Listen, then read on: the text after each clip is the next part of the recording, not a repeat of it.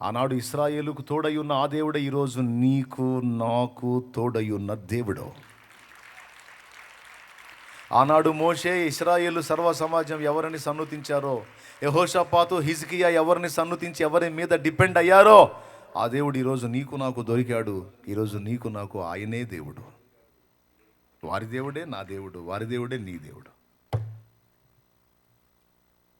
సృష్టికర్త ఆయనే. ఇశ్రాయేలు సర్వ సమాజాన్ని నిర్మించిన వాడు ఆయనే, నిన్ను నన్ను నిర్మించిన వాడు ఆయనే.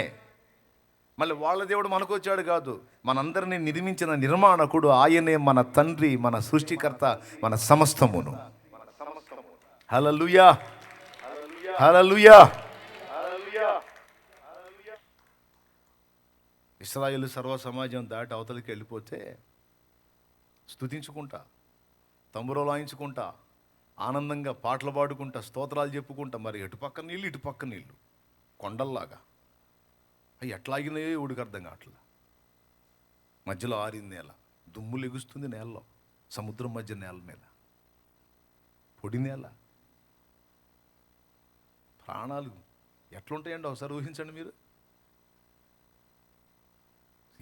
స్తోత్రం స్తోత్రం స్తోత్రం అనుకుంటా పోవటం తప్ప ఇంకేముండదు. హల్లెలూయా, హల్లెలూయా. విశ్వాసాన్ని బట్టి ఆ కార్యం జరిగింది. అదే విశ్వాసాన్ని బట్టి వారందరూ ఆరిన నేలను సముద్రపు మధ్యను నడిచిపోయారు.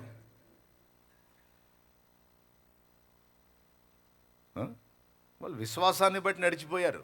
నీళ్లు వాళ్ళని ఏం చేయలే. అవిశ్వాసులు వచ్చారు వీళ్ళని చూసి. వాళ్ళు వచ్చి ఆ నీళ్ల మధ్యలో వాళ్ళు కూడా వాళ్ళని తరవటానికి ట్రై చేస్తే బాగా నడి మధ్యకి రానిచ్చి దేవుడు మోషేతో మాట్లాడుతున్నాడు. మోషే, ఆ రెండు పాయలు తిరిగి కలుసుకున్నట్లు నీ చేయి చాపమన్నాడు సముద్రం వైపు.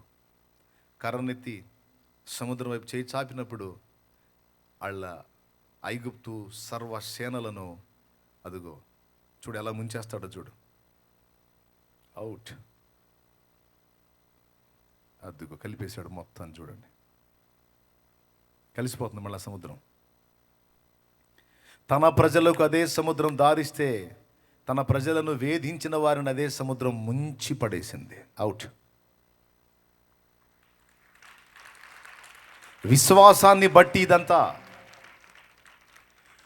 ఎర్ర సముద్రము నీ ఆజ్ఞ మేరకు రహదారిగా మారగా,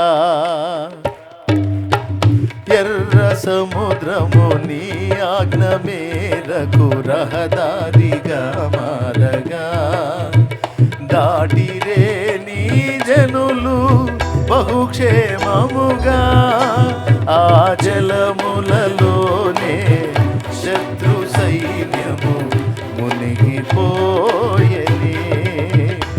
ఆ జలములలోనే శత్రు సైన్యము మునిగిపోయెనే.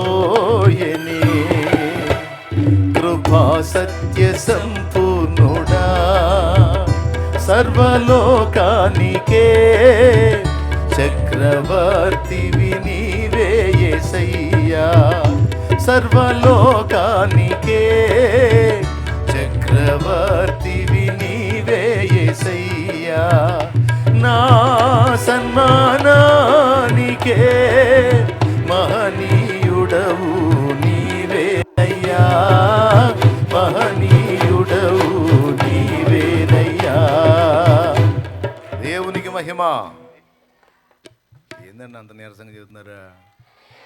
ఏది ఇంకోసారి గట్టిగా చెప్పండి. అది విశ్వాసం ఎంత పని చేసిందండి. నాకు తెలిసి మోషేని మొత్తం పిచ్చోడు అనుకుని ఉండాలి ఆ రోజు.